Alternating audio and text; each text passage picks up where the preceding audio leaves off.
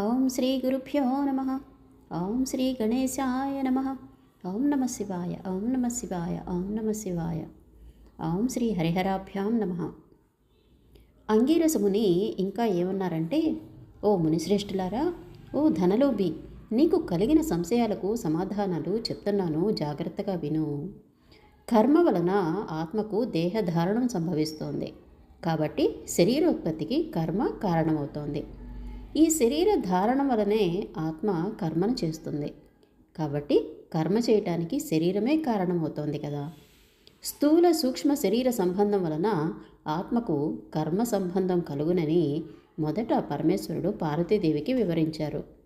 ఇప్పుడు దాన్ని మీకు వివరిస్తున్నాను. ఆత్మ అనగా ఈ శరీరమున అహంకారముగా ఆవరించి వ్యవహరించుచున్నది అని అంగీరసముని చెప్పగా, ఓ మునీంద్ర, నేనింతవరకు ఈ దేహమే ఆత్మ అని భావిస్తున్నాను. దాని గురించి మరింత వివరంగా చెప్పగలరు. అహం బ్రహ్మ అను వాక్యార్థాన్ని గురించి కూడా నాకు తెలియచేయండి అని ధనలోపుడు కోరాడు. అప్పుడు ధనలోపునితో అంగీరసుడు ఇలా అన్నారు. ఈ దేహము అంతఃకరణ వృత్తికి సాక్షియే. నేను నాది అని చెప్పబడు జీవాత్మయే అహం అను శబ్దము. సర్వాంతర్యామియే సచ్చిదానంద రూపమైనదే పరమాత్మ. ఆ ఆత్మ సచ్చిదానంద స్వరూపము. ఇక నేను అనేది శరీరేంద్రియాలలో ఒకటి కాదని తెలుసుకో. ఆ దేహేంద్రియాదులు అన్నింటినీ ఏది ప్రకాశింపచేయనో అదే నేను. ఇది నిశ్చయము.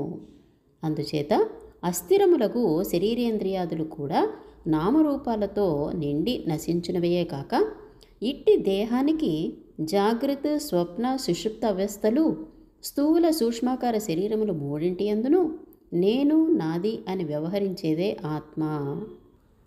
ఇనుము సూదంటి రాయిని అంటిపెట్టుకుని ఎలా తిరుగుతుందో, ఈ శరీర ఇంద్రియాలు దేనిని ఆశ్రయించి తిరుగుచుండునో అదే ఆత్మ. అవి ఆత్మ వలన తమ పనిని చేయను. నిద్రలో శరీరేంద్రియాల సంబంధము లేక గాఢ నిద్రపోయి మేల్కొన్న తర్వాత, ఆహా, నేను చాలా సుఖంగా నిద్రపోయాను, ఇప్పుడు చాలా సుఖంగా ఉంది అని అనుకున్నదే ఆత్మ. దీపము గాజుబుడ్డిలో ఉండి ఆ గాజును ప్రకాశింప చేయనట్లే ఆత్మ కూడా దేహేంద్రియాదులను ప్రకాశింపచేస్తోంది. ఆత్మ పరమాత్మ స్వరూపు మగుట వలన దానికి దారాపుత్రాదులు ఇష్టమవుతున్నారు. అట్టి విశేష ప్రేమాస్పదమగు వస్తువేదో అదే పరమాత్మ అని గ్రహించాలి. తత్వమసి అని వాక్యమునందలి త్వం అనే పదానికి జీవాత్మ అని అర్థం. తత్ అనే పదానికి సచ్చిదానంద స్వరూపము అని అర్థం. తత్వమసి అనేది జీవాత్మ పరమాత్మల ఏకత్వాన్ని బోధిస్తుంది. ఈ రకంగా సర్వజ్ఞత్వాది ధర్మాలను వదిలివేయగా సచ్చిదానంద రూపం ఒక్కటియే నిలుస్తుంది. అదే ఆత్మదేహ లక్షణము. ఉండటం, జన్మించటం, పెరగటం, క్షీణించటం, చావడం, ఈ 6 భాగాలు శరీరానికి కానీ ఆత్మకు లేవు. జ్ఞానానంద స్వరూపమే పూర్ణత్వము గలది. వేదములలో దేనికి సర్వజ్ఞత్వము, ఉపదేశము, సంపూర్ణత్వము నిరూపించబడి ఉన్నదో అదే ఆత్మ. ఒక కుండను చూచి అది మట్టితో చేసిందే అని ఏ విధంగా గ్రహిస్తామో, అలాగే ఒక దేహాంతర్యామయగు జీవాత్మ పరమాత్మ అని తెలుసుకో. జీవులచే కర్మఫలం అనుభవింపచేసేవాడు పరమేశ్వరుడని, జీవులు ఆ కర్మఫలాన్ని అనుభవింతురని తెలుసుకోవాలి. అందువలన మానవుడు గుణసంపత్తి గలవాడే గురు శుశ్రూష వనర్చి సంసార బంధములకు ఆశలన్నీ విడిచి విముక్తి పొందాలి. మంచి పనులు తలచిన చిత్తశుద్ధియు, దాని వలన భక్తి జ్ఞాన వైరాగ్యములు కలిగి ముక్తి పొందును. కాబట్టి సత్కర్మలే అనుష్ఠానం చెయ్యాలి.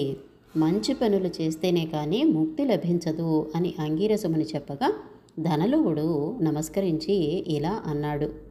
ఇంతటితో కార్తీక మాసంలో 17వ రోజు 17వ అధ్యాయం పారాయణం సంపూర్ణం.